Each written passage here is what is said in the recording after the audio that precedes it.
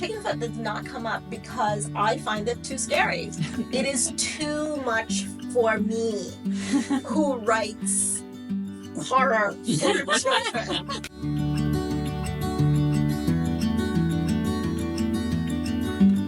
Happy to be here. Curious cat. Hi, my name is David Anthony Durham, and I'm going to be talking with Tracey Baptiste. I'm a writer as well. Most recently, it's a middle grade series, The Shadow Prince, and the third one that's being delivered to my editor 6 days from now. Prior to that, it was adult novels, some African American historical novels, and ancient war epics, and an epic fantasy trilogy for adults. So that's kind of my book stuff. That's me. Okay, past me though. Tracey, who's here very much promoting a new book. Yes. Indeed, Moko Magic. And a lot of books here. That one is the most recent, which book list called An Exuberant Homage to Culture, Community, and the Spirit of the Caribbean. It's written nonfiction and historical books, some picture books as well, on Nelson Mandela, the Wild West, Bob Marley, Claudette Coleman, and the Montgomery bus boycott, African icons, 10 people who shaped history, including Hannibal, who one of my books was about. Really? Ooh, we can talk it. And a Minecraft novel. There you go. The kids are very interested in, apparently. Angel's Grace, several anthologies, Magic Has No Borders, Black Enough, contributed to that. Jumbies, Jumbies trilogy, which draws on your Trinidadian heritage, Yep. of which I share. Oh, really? We have a lot to talk about. I'm excited. Books have received starred reviews from School Library Journal, Publishers Weekly, Carcass, and others, and have been on many best books of the year list.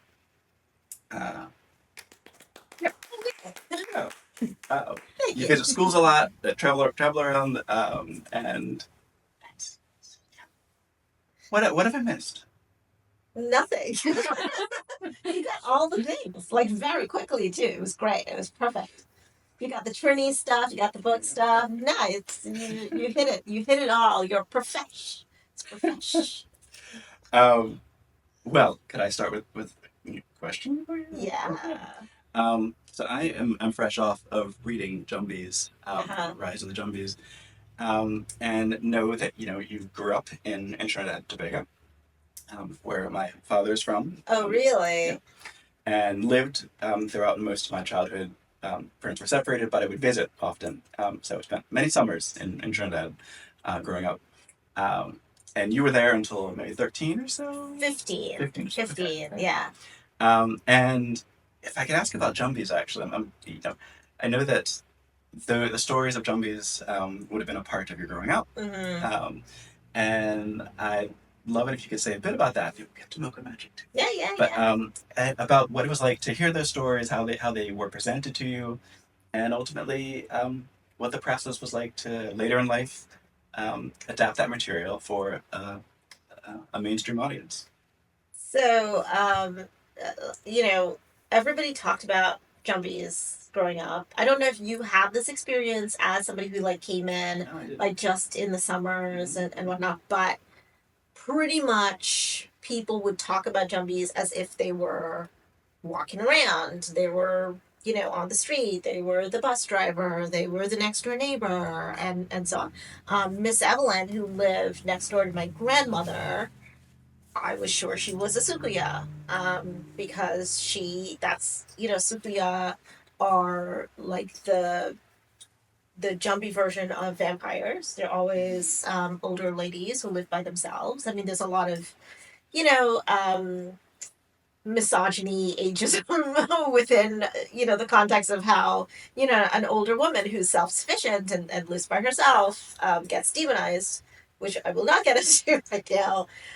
But she was she was alone, self-sufficient, and this is what a Sukiya was supposed to be. And anytime I stayed over at my grandmother's house and I'd wake up in the morning with, bites all over me, I would just assume, well, that it was Miss Evelyn because she was a Sukiya and she came through the window and sucked my blood at night.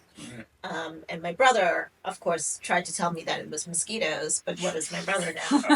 He's an idiot. So clearly he was wrong. Right. But yeah, so I grew up at a time where people really, that was very, very much infused into the regular everyday conversations. Right.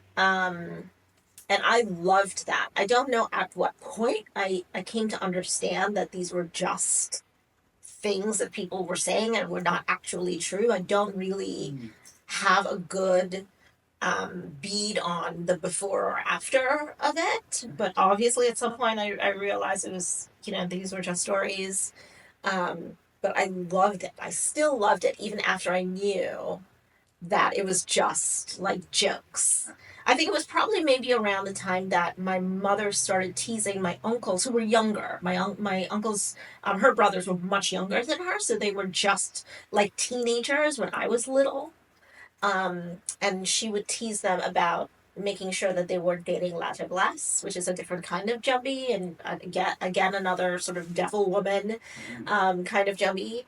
And I think that was the point where I realized, oh, people are they're just messing around. It's just teasing.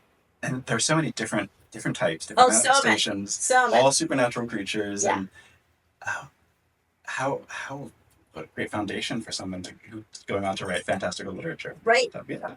Yeah. I mean, honestly, I don't know. I mean, Trinidad actually does produce a lot of writers. We've probably produced the most number of writers in the Caribbean. I haven't checked. I should check.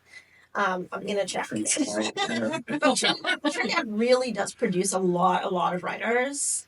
But I am kind of surprised that more writers don't come out of Trinidad just because of that, because it is just the kind of culture that really enjoys storytelling. Even Calypso, Calypso originally was a way for people to get news.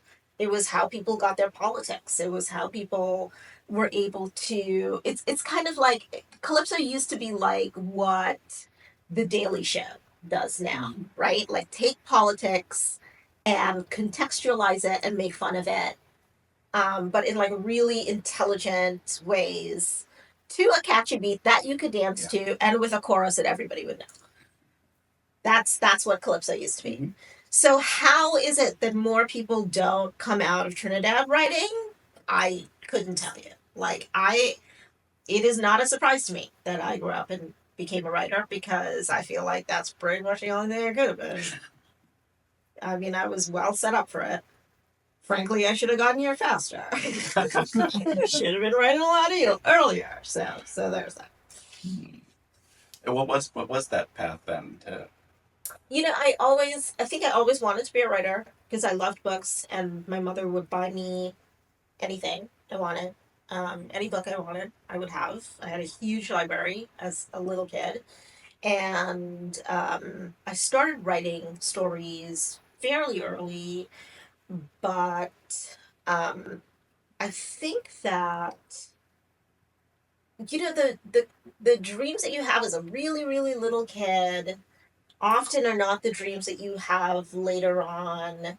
And I think maybe I thought that it was just a little kid thing. And so I did not focus on it in the way that you actually need to focus on it.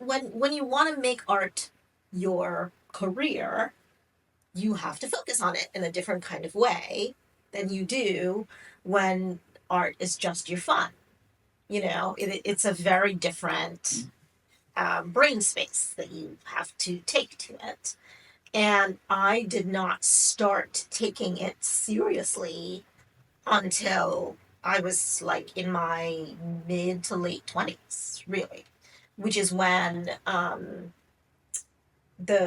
first book came out, which was Angel's Grace. And that was the first time I was really taking it seriously, was when I wrote that book.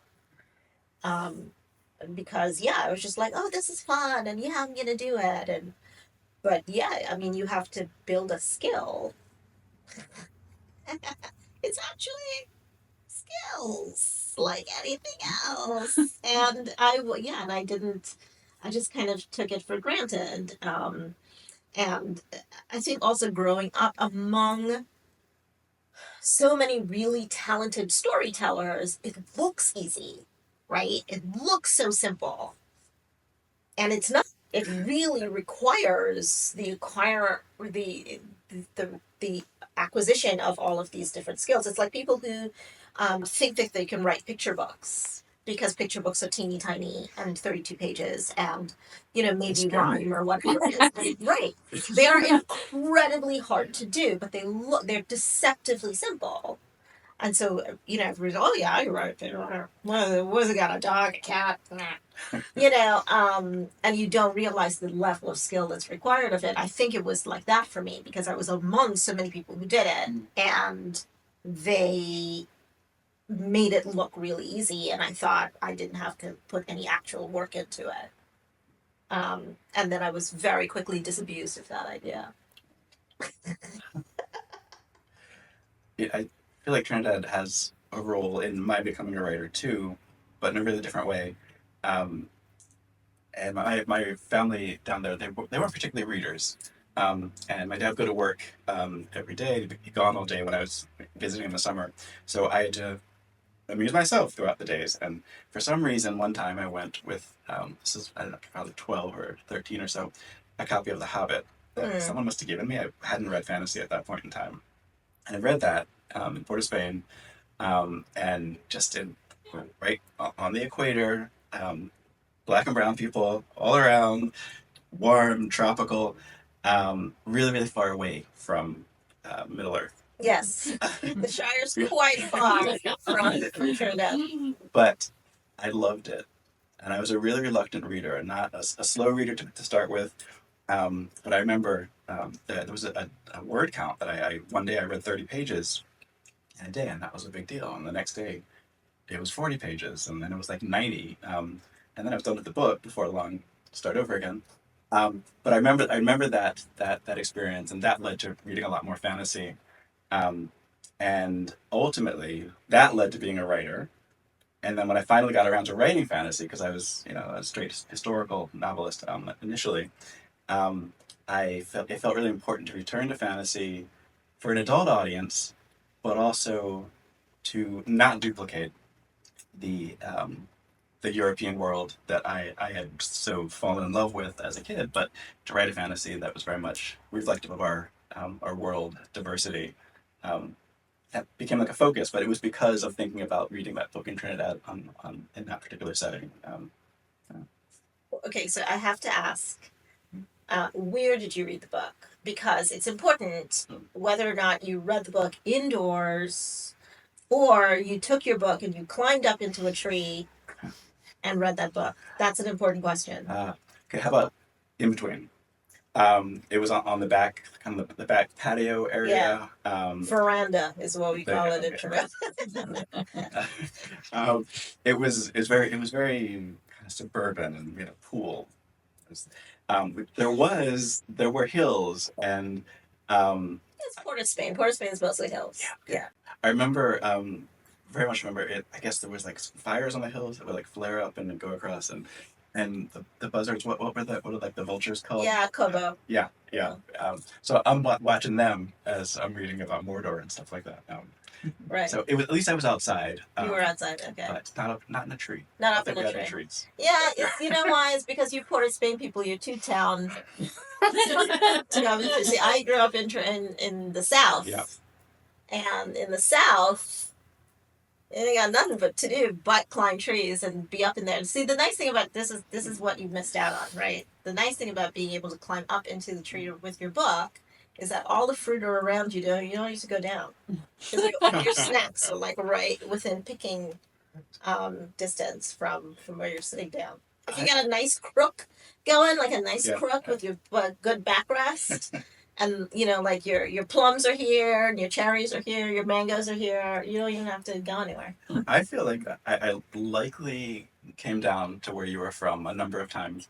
My father's second wife and wife at the time, she was from someplace else. I don't really remember, but it was like a drive. It felt like down south, as you said, like big Indian family, and we would go down there and pick up some kids to come back and like entertain me, and they'd come to the city, so to speak, and they'd hang out. So I wonder if it was. It's, I mean, entirely possible. When they picked up those kids, did they pile all of you into the back of a truck? No. No? Oh, well, you're better than me. There were no seatbelts. There was no, we were literally in the back of a flatbed. Yep, back of the flatbed truck, going up the Winston Churchill Highway back up to north, because there's only the one highway up and down. At least at the time. There's now a second, but at the time, it was just the Winston Churchill, and you just that's what you had to get up north to Tongue, as we used to call it. Even though like there were other towns, but when you said you were going to Tongue, you meant Port of Smith. You were fancy. Well, my dad had electric like windows on my car. Oh my god. I'm sorry. It's too fancy. I had a crap. He was too. In a way, it was frustratingly too fancy. In some ways, I remember once seeing just a advertisement for a greased pig kind of catching. Yeah. I wanted to go to that so bad. Yeah. Oh no.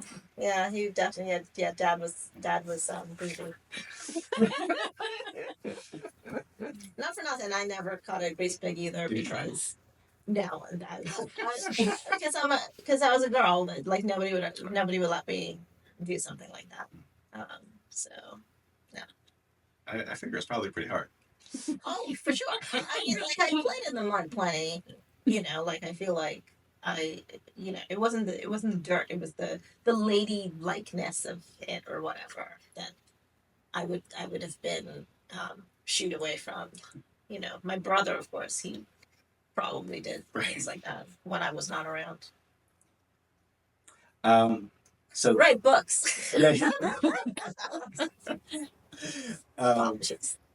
Right. So a lot of your work is set in the Caribbean. Moko Magic it's New York based, right? Yeah, it's in Brooklyn. Yeah. But it's I literally took my experience of moving from Trinidad to Brooklyn, and that first trying to be that first feeling of being a fish out of water, and I come from this other culture, and now I gotta assimilate to this culture, and so I took all of those things, and it's in this book. But basically, Misty as a new immigrant discovers that they have magic in their family, and she's like, this is new. Like, nobody tells children anything, right? It's like that kind of situation. Oh yeah, you didn't know that? You didn't know that we have magic in our family? Like, I feel like a lot of conversations in my family start with, oh, you didn't know? Like, no. Like, nobody said, oh, yeah, that's, so-and-so from this and that. And I'm like, what? Yeah, so that's the kind of thing. Literally, Misty and her cousin, and they live in it's like a, it's all a bunch of families living all in one house.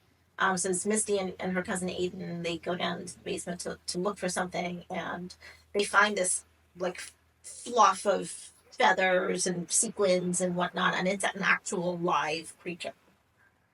And they're screaming their heads off because they're like, what is this? They're thinking it was a rat or something, and no, it's like a creature that's made out of feathers and fabric and sequins and glitter. And the aunt comes downstairs, and the aunt's like, oh, are you guys making this mess? And they're like, look! And the aunt's like, yeah, let's just go upstairs and talk about it. Like, what is happening? What are you saying? And then they find out that they are descended from a Moko Jumbie. The very first Moko Jumbie. There's like a whole legend about the first Moko Jumbie.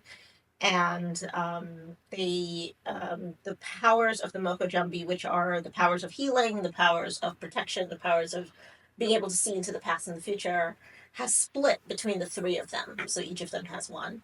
Misty has the power to see. Aiden has the power to heal. Brooke has the power to protect. And when they acquire those powers, anytime it's like those powers sort of start bubbling up in the new Mokos in the new family, it's always at a time of crisis. So they know, okay, so now we know that we have this thing happening. What's the crisis? Clearly, something's about to happen. And the reason I was thinking about this was because I was doing all of this research for African icons just before I started writing this book for this one. And I was learning a lot about the fact that the biggest times of crisis for empires and kingdoms and whatnot across the African continent was when a king or a pharaoh or a Mansa or whomever died, and who the time between that person dying and the next person coming in to be the official ruler were the most fractured times because everybody was trying to get power. And so, so I basically just used that. And I was just like, okay, so the power comes out at a time when there's like some kind of transition. And so this is a moment when they get these powers because there is some kind of creature that is literally sucking up everybody's magic. And the whole Caribbean community have all of these different magics, a lot of them in the food that we ate, which I know you're going to remember from your trips to Trinidad. Tulum, sugar cake, anchar, snow cones, all of that stuff, doubles, everything is in there. And every single one of the foods, if it's made by one of the people in the magical community, gives you magical powers. Even if it's like temporary. Like the power, like you get sparkly, or you start hovering off the ground, or you can blow fire like a dragon, or things. I had a real good time writing this book. I also ate a lot of snacks while I was writing this book. It's hard to write about food without shoveling a whole bunch of it down your gullet. You got So to that's a hard. thinking about one time I opened the fridge, and it was like a tray of curry chicken. Yeah. But there was this chicken foot, Yeah. just sticking up like that. And I don't know, something about the kind of the horror components, the thriller components of your work, make me think there's a story in that. Like something happened with that chicken, or that chicken, Interestingly enough, I did not put chicken foot in the books at all, and I've handed in the second one, the sequel to it. Chicken foot did not come up because I find it too scary. I can't, like, people eat souse, which is one of the things. It's like pigfoot souse. It's a big delicacy in Trinidad. And my mom still makes it, especially like around Christmas. Like she comes and I'm just like, please, please make the souse. And I'm so happy to have it. It's like one of my absolute favorite things to eat, and it's peppery and it's so good. But some people eat chicken foot souse, and I can't. Like, I don't even want to see it. It is too much for me, who writes horror for children. I am not interested in your chicken foot thing. I mean, listen, just anybody look at a chicken. Nobody wants to see that. There's a reason the chickens are very, very fluffy at the top. It's so they could hide the fat, and when they're roosting, like they pick up their feet and they mush them underneath. Nobody wants to see that. Not even the chickens. You know what? Chickens can't see their own feet because they're disgusting. I certainly eat a lot of pig's feet, but I don't have the same connotation as that one thing. No, Yeah. Just even you doing this. I can't. You're gonna have to stop. But let's move on then. Did you always, when you did become a writer, were you always gonna write for children, for younger audiences? And is that what you're gonna do going forward? That's a good question. And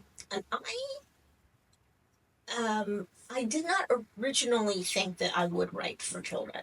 I really did think that I would write for adults when I was actually when I was like a teenager and I was still sort of playing around with this idea. I did think that I was going to write for adults, and it was when I moved to the United States at 15, and I picked up a book by Rosa Gee, who's also Trinidadian, and it was called The Friends, and it was basically exactly like my experience moving from Trinidad to New York, and trying to assimilate. That's what that book was about. And I thought, oh, I would like to do this. I think I would like to write for kids and like have somebody else kind of have this experience that I had where they're like really seeing themselves and having this kind of amazing experience where you're really connected with this book in a really amazing way because it's somebody, you know, who's going through the same thing with you. And that's when I started trying to write for kids. And I believed at that time that I would be a picture book writer, not realizing that picture books will kick your butt up and down the street. They're incredibly hard. And so I decided that well, that was too hard. I can't do that. So I'm going to try to write a novel. And I was like, I'm going to try to write a novel for kids. And that was my first published novel. The first novel for kids that I tried to write was Angel's Grace. And so that, I mean, to be fair, I had been writing along, like I had been writing. I just had not written that. And I found a good voice with that. And so, it worked. So it wasn't like. It's wrote 3 novels that until I figured out. Right. There you go. But then it took me, after I wrote that novel, because that was realistic fiction, it took me 9 years to write the first Jumbies book after that, because that book came out in 2005, and the Jumbies came out in 2015. And it was what first? It was... Wasn't it? The YA first? It was a YA first, which you saw. Oh, yeah. Yeah, Stacey had seen it and had given me notes, which I never actually got, by the way. I never got your notes. You never got them? No, I never got them. And because I remember years later you were telling me that you had sent me notes, and I was just like, what notes? I never saw any notes. And it's one of those things where I mean, it just works out in other ways. Exactly, yeah. And so it was a YA. It was much weirder, I think, in its original iteration. And I think you saw it maybe 5 or 6 years in. When you talk about the neighbor who you thought was, that's the part that I remember. Yeah. The neighbor who was the Sukuya. Sukuya. Yeah, right. And that does not even make it into the final book. I mean, it was a way different book when Stacey saw it. As like by the time Elise Howard got it, it was completely different. Even I think the protagonist was different by the time Elise got it. So this 9-year gap of me trying to figure out how to write this fantasy novel, because I didn't know what I was doing. So it takes you a while, as you know. Yeah, indeed. So 9 actually published books down. Each book is still its own thing in terms of figuring out how to write this book. The stuff I did before doesn't necessarily work this time. The music I listen to isn't the right music for this. Every time, I don't know if you have this experience, every time for me, it's learning all over again. How to write this book. Yeah. Yeah. Even when it's in a series as well. Yes, I was just about to say that too. That's right. Even when it's a sequel, and you know the characters, you still have to figure out how to write this. Yeah. And it's always different. So how many is this series your first series for kids and it's been adults prior?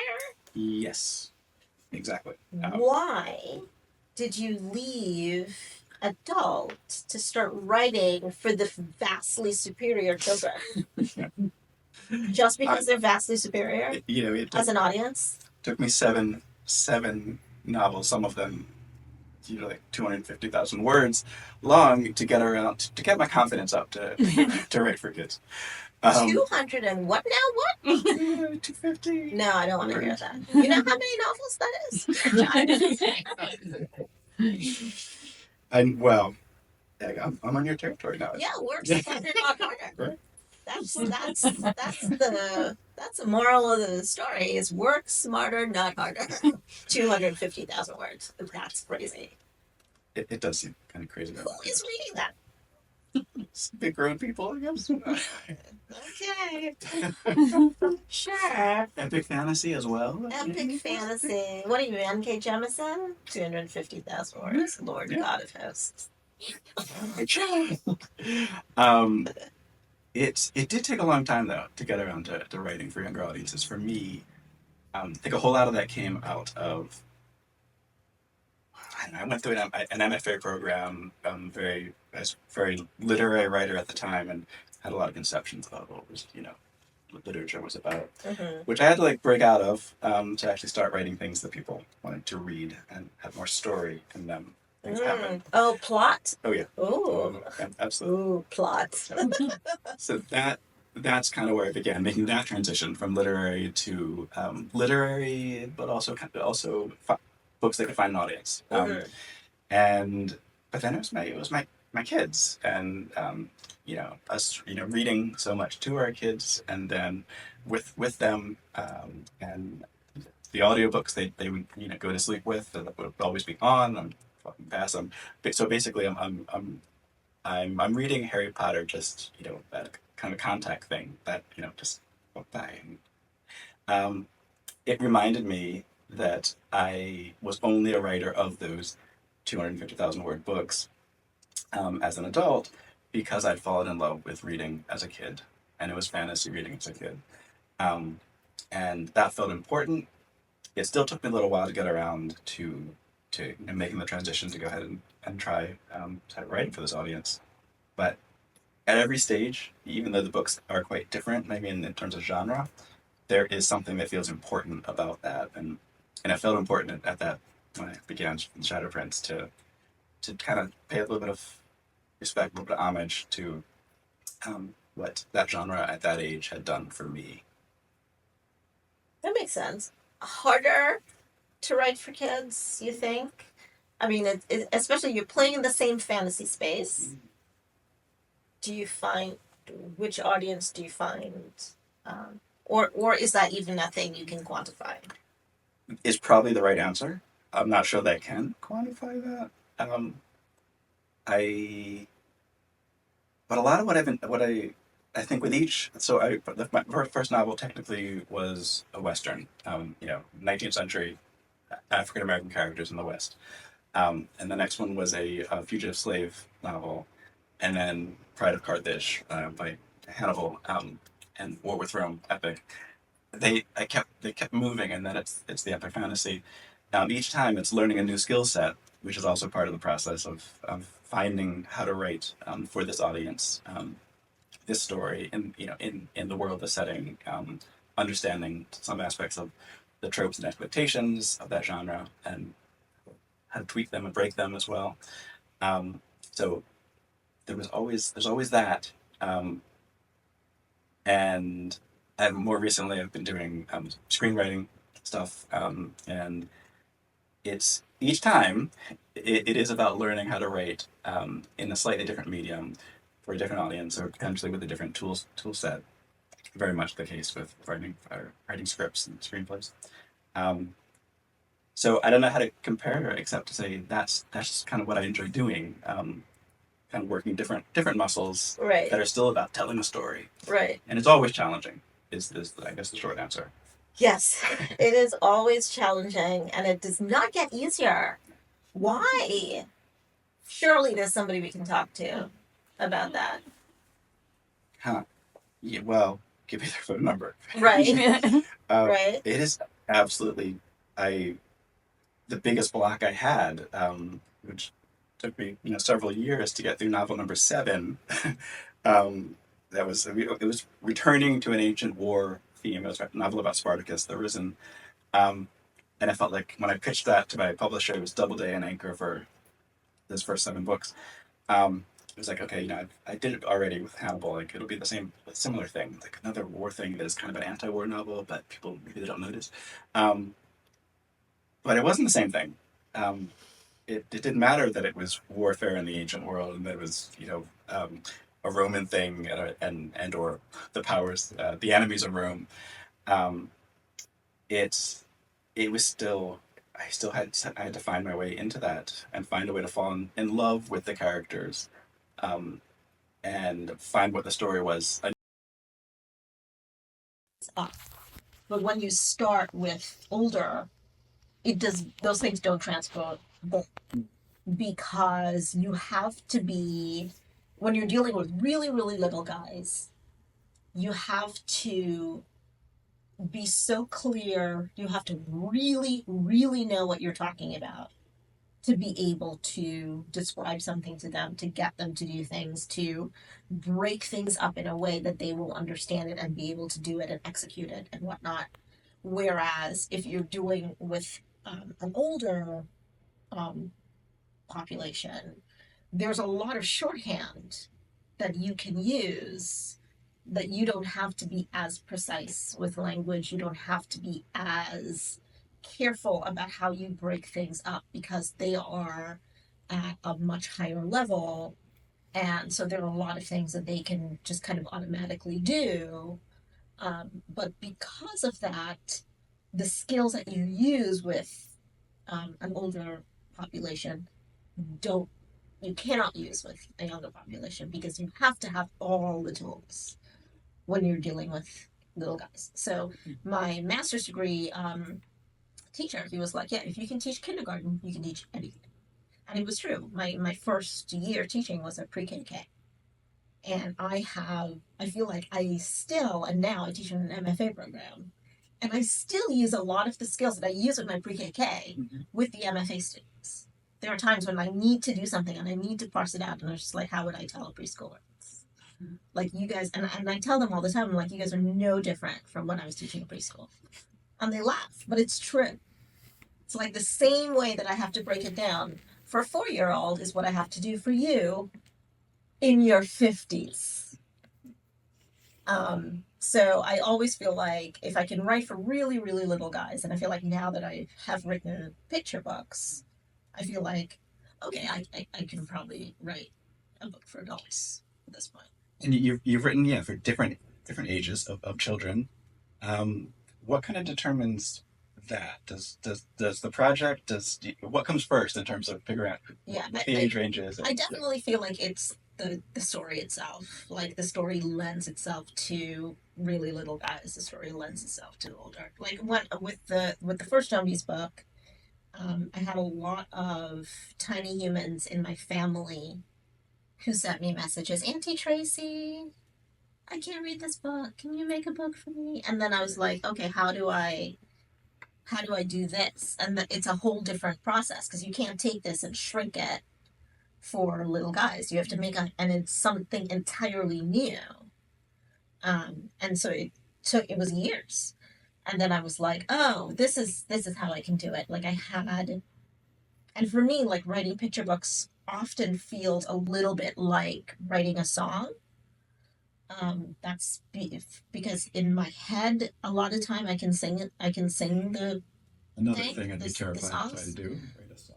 Right. But it also is like it goes right back to me growing up in Trinidad and listening to Calypso, where you have to be able to tell all of the important things in this really catchy little Calypso with this catchy little chorus.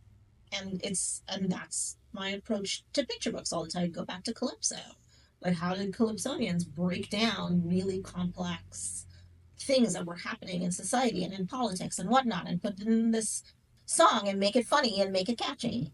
And that's literally what I do all the time when I'm thinking about picture books. So I'm thinking about Calypso, which is why looking for a Jumbie, which is the baby appropriate version of the Jumbies. Looking for a Jumbie is very much a Calypso because it has a repeated chorus in it as well that they keep doing. So yeah, it always is what is the story, what's the content of it, what's and the delivery method of it, I feel like is the thing that comes a little bit later. And that's probably why it took me such a long time to come up with a baby version of this, because at that point I was trying to think of the delivery method first and not the story, right? And so it took me a really long time to figure it out, whereas if I was just thinking about what could a fun story be or whatever it was, I might have gotten there faster. Yeah, which is why this adult story is like, yeah, I don't think this is for children. It's like, can I make this for me? No, that's definitely not. That's not for little kids. Do you have any? I mean, you're talking about some of the things that help you help you find your way into the story and figure out how to write it. Are there any kind of unexpectedly weird things crutches that you have when you need to get going on a particular project, something that helps you, which might not seem obvious to. Yeah, pastries. Yeah, I actually recently lost my whole Algonquin team because Algonquin shuttered. Just Monday was their last day, and I had so I've been having conversations with my new team at Little Brown, and that was like one of the first thing I made sure to tell them was like, if you ever need to motivate me, you're not getting what you need, you don't know where I am, I'm not responding, I will always respond to a pastry. I just let me know right now if anything happens at all, and like I'm petering out or whatever it is, and you just slide a cookie my way. Anything can happen after that. Like you want to book on time, and you deliver some pastries to my house. It's probably gonna happen. Probably gonna happen for you. Yeah, it's fun. I do have like a very particular method that I have developed over the years of like how I get through a story, um, which is actually now something that I teach, um, and it's on my website. I should remember to say that. I have a class on my website and I teach my whole thing. But it did take me a very long time. There are no pastries on the website. You can't buy pastries on the website. You can buy the class, but yeah, it basically just starts with like tiny ideas, and then they just grow bigger and bigger and bigger and bigger, and that's I just kind of do that kind of thing. It's always like, what is the tiny thing, and then it doesn't feel like so difficult. It doesn't feel like so overwhelming if you just start with one small thing and then you just expand on that thing. But then you have this other small thing here, and then you expand on that, and then you just find the ways that they connect together. And that's generally the way that I work. It feels like a mishmash, but I've actually developed kind of a way to make it all line up. But this is after many years of doing it. And so this is what like I work out with my students. I'm like, yeah, don't worry about it. Like you can do that. You can figure out the connective tissue later. That'll come later. Don't have to worry about that today. Yeah. That is tomorrow problem. That's not today's problem. It's tomorrow's problem. Which gets said way too often in television writers' rooms. Really? Yeah, like what we're doing. Say today. more. What? I actually don't like that component of it because it's a little bit of this works today, and then I'll be like, yeah, but tomorrow the fact that we did this isn't gonna work, and they're like, it works today. It works today. Let's find what works tomorrow, which maybe explains something about TV shows and. But yeah, I mean, like does anybody really expect continuity and stuff like that from television shows all the time? Like things change. Stacey says, I am willing to give a lot of people a lot of grace, especially for if you have like a long running series or something like that. Like I can't expect something that happened in season 1 to be the same thing that's going to be happening in season 7 or 8 to like have continuity. Like I'm going to give you a pass. You know, and if the show is good, I'm like, If it's a sitcom. even things that are not sitcoms, I'm like, whatever. Oh, we changed that. Whatever. I mean, people change actors all the time. Like, what are you gonna do? You know, like you can't even have continuity in human body because, like, what if you switch out a whole actor? Oh, well, I love that you have a method that you've worked out. You can it works for you. You can explain it to others. And I've seen I've heard a few versions of different methods that make complete sense. Um, and none of them work for me. Yeah. Every time. And actually, I have taught an awful lot as well. And I take a little bit of solace in being able to say that I can't tell you how to write. Like this craft book that someone wrote makes perfect sense for them, I guess, and maybe for you. But if it doesn't make sense for you, it doesn't mean, Right. you can't write. You can't find your own way, or you can't be a person who seems to need to find their way every time they start a book, again and again and again. It's a weird thing, this creative stuff. I know. It's pretty wonderful though when it works out. It is, and mysterious. But I mean, it's art, right? It's not math, you Which is a know. good thing. Right. There's no formula. There's no ruler. There's no method. So it's art, and art has to be a little bit of a mess at times, and you find your way through. But yeah, I feel like I don't love a lot of craft books, honestly. Um, and I feel like the reason that my method works for me and a lot of my students is because a lot of it involves playing, and none of it is prescriptive. There's a lot of discovery that happens. You do a lot of playing around, and then you take the bits of the play that work for you, and the rest of it is just play. It's still useful, but maybe not useful for this particular project, and so you can just leave it. And you take the usable pieces and then you work with that. But I feel like a lot of craft books are like. You do this and then you do this and then you do that, which is why my thing is just like you do this and then you do something over there and then you do something back there, and then it's like it's like all of these things, but like at some point something's going to hit for you because you're doing so many different things. Some of that's going to hit, and then you just take those pieces and then you start working from that, and then you do that thing where you just expand out and expand out and expand out. But yeah, it's art. You can't. There's no good formula. No, and when I think of getting the question of like, so what's your writing day like?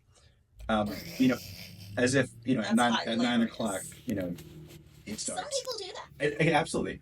Some people do that. That's the thing. What the different things work for all of us, and that it all has value, but you find your way, and that's the thing that maybe I'm a little hesitant with craft books, is a feeling of students trying too hard to do it the way someone else.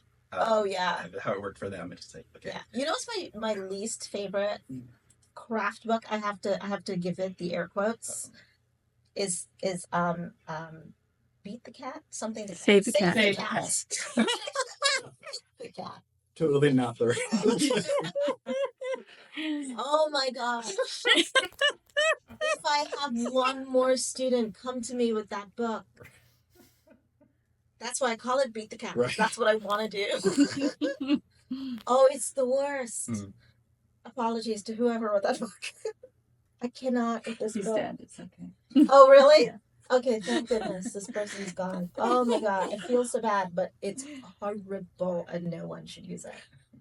I mean, there's so many books that are like talk about um, ways to look at writing or like that can be really good references for ways to approach a scene or things like that that I find um, good to like go into and out of or whatever.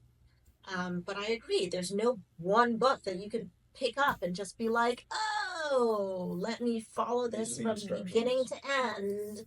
And that is how the whole thing is. It just doesn't work that way because there's no room for discovery. There's no room for chaos.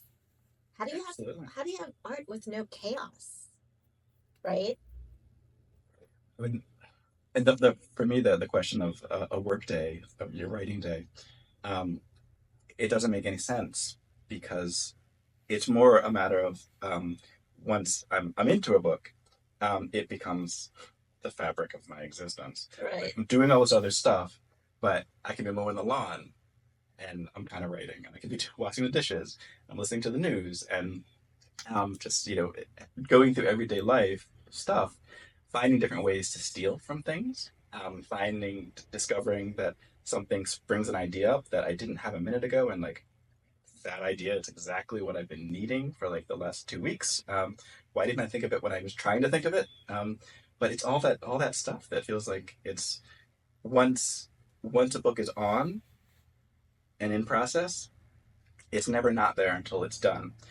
And I find it really interesting that when a book is done, I know it's done because it's like, oh, I just let go of this thing.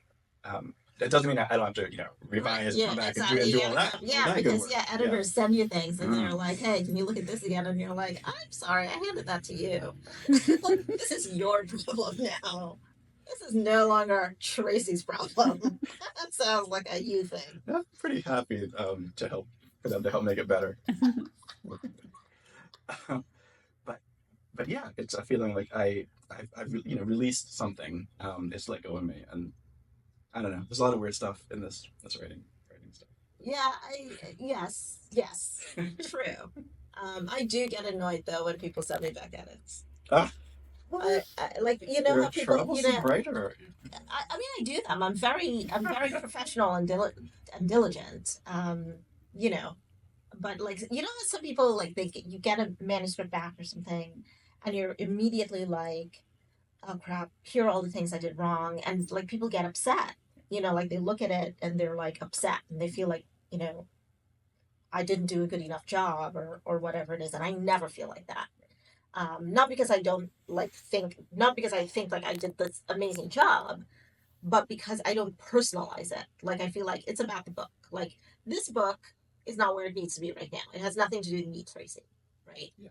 It's just like, okay, now I have to go back and deal with you again. Like I finished you, I sent you off, and now you have come back to me with mess, and I am supposed to deal with that. So that's how I feel about it. Like I'm irritated because now I have to go back and like deal with you and your mess again. And so like that's how like it's not about me, it's just about like what's on the page. And so it also saves me from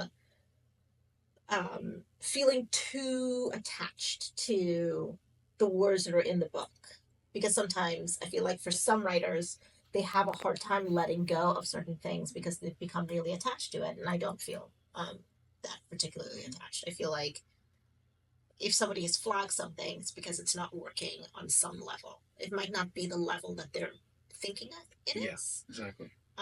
But on some level, it's not working. And it's my job to figure it out. The solution may not be the solution they recommend. Exactly. Like, yeah. That makes me think of this. So thank you. But exactly. But I know that if somebody has flagged something, something's off because they've seen something and it's off, and it's my job to but at that point it's like me trying to be a detective and me trying to be this person who can solve a puzzle rather than me feeling like I need to self-flagellate because I didn't catch it in the first place. Like no, you have returned to me with your mess, and now I have to deal with you and your mess, and then I'm happy to send it off again, and then a copy editor comes, and a copy editor is like, do you need a comma after every word in the sentence? And I'm like, Yes. Okay. You know the point.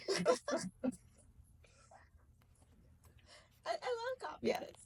Copy edits are my favorite because they're the fastest to get through. I love them in that there's always so much on every page. Yeah. Saying, you send this thing off and it doesn't have any of those marks all over it, and it comes back. And it comes back, and you're like, "What's this?" But it's all part of the process. Oh, It's a good thing. It's a good thing. I actually did like I have the sequel for this one, and I got the copy edits back on Monday, and I did them in the car driving up, and then at the hotel this morning, Right. and got through the whole thing. I was just like, hooray! But then you have to like do the whole like complete read through, which I will save for when I get back home. My favorite though is when I get a book back and it goes straight to line edit. Like a hand in a book, and they're like, you know what? We don't have any major edits. It's just going to go straight to line edit. Here are all the line edits. And I'm like, this is amazing. Like, that's my goal every time. I'm just like, can it go straight to line edits? Because that's my favorite thing ever. It's only happened twice. But like both times I was just like, I'm like the king of the world. Because it went straight to line edit. How? It's because I obsess. I obsess before I hand in a draft. Because I don't want it back. Because I get irritated. Because if you come back and pissed off. Yeah. Well, I mean, so much depends on.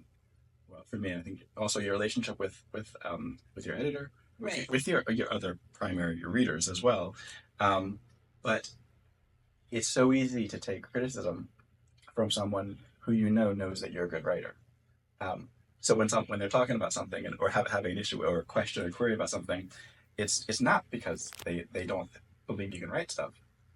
It believes that it's that hopefully they want to help you write it better. Right. Yeah. Yeah. Well, I always assume that the editor is just trying to make a better book. Because, I always assume everybody's on Team Tracey. Right. Everybody's on Team Tracey. Everybody wants to nobody wants me to go out and have my pants down. Everybody wants it to be nice and clean and good. Right. So I just assume everybody's on Team Tracey. Everybody's looking to make a good product. So, I start there. So yeah, if you're sending me something back, it's because, it could be a break. It's not always the case in workshops. Workshops Lots are of different terrible. levels of getting critique where it's like, workshops are- don't listen to that. Yeah. No, workshops are terrible. Like in my MFA program, I've sort of gotten rid of the workshop model. Like it just doesn't work for me because of that. It's like the reason that you guys are in a workshop is because you don't know anything.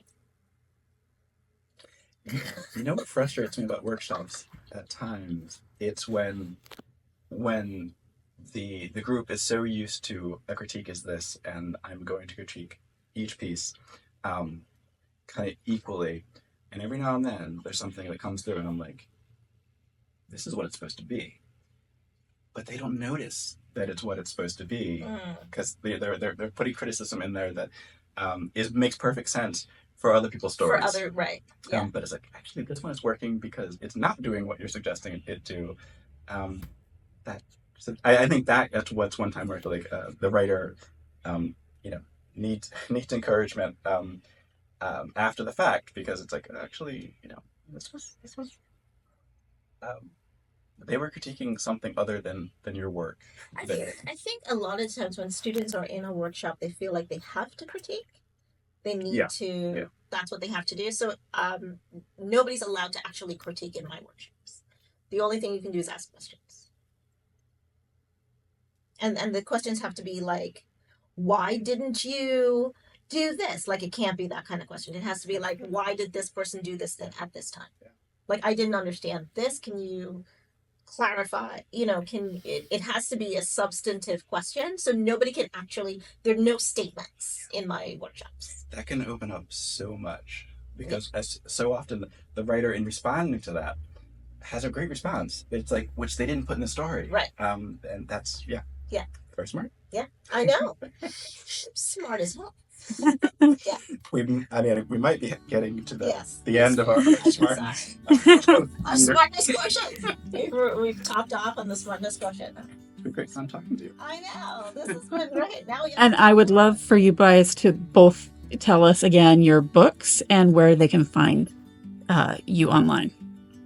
Right. Well, Moko Magic Carnival Chaos is out now. You can find me at tracybaptiste.com and on Instagram at Tracey Baptiste Writes. Well, my current series is the Shadow Prince series. Shadow Prince, Longest Night in Egypt, and as yet to be named third novel. My website is davidanthonydurham.com, and information about all my other books are there, and you get them where books are sold. Thank you.